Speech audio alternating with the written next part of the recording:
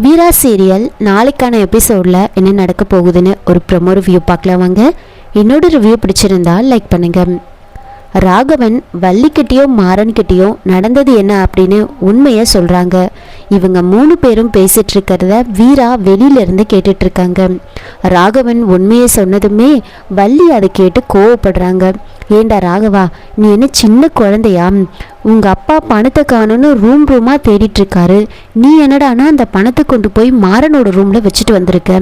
அப்போது அதை அவர் பார்த்தாருனா அவன் தானே அந்த பணத்தை எடுத்த மாதிரி ஆயிடும். இது கூடவா அவனுக்கு தெரியாது?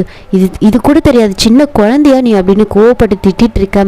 ராகவன், இல்லாத நான் வேணும்னே அப்படி பண்ணலை, ஒரு பதட்டத்தில் தான் அப்படியெல்லாம் நான் பண்ணிட்டேன் அப்படின்னு சொல்ல மாறன் உடனே, அத்தை முடிஞ்சு போன பிரச்சனையை விட்டுரு, திரும்பவும் அதை பற்றி பேசாத.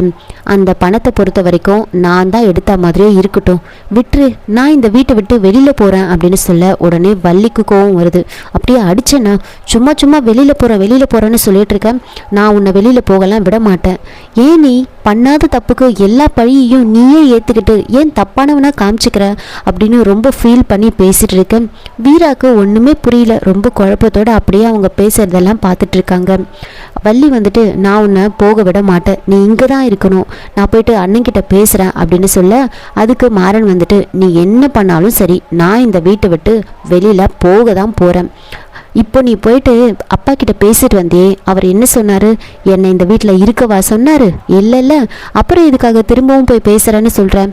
நான் போக தான் போகிறேன், நான் போகிறேன் அப்படின்னு சொல்ல அப்போ வீரா உள்ளே வராங்க.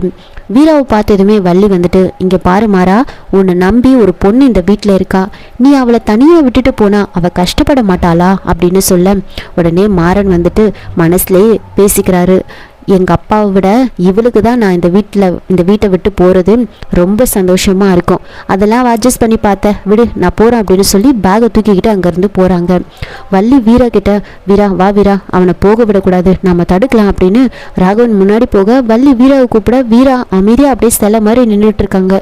பொறுமையாக நடந்து போயிட்டுருக்காங்க, எதையோ யோசிச்சுக்கிட்டே. இதோட இந்த ப்ரோமோ முடிச்சிருக்காங்க. என்னோட ரிவ்யூ பிடிச்சிருந்தா லைக் பண்ணுங்கள், மறக்காமல் சப்ஸ்கிரைப் பண்ணுங்கள். தேங்க்யூ.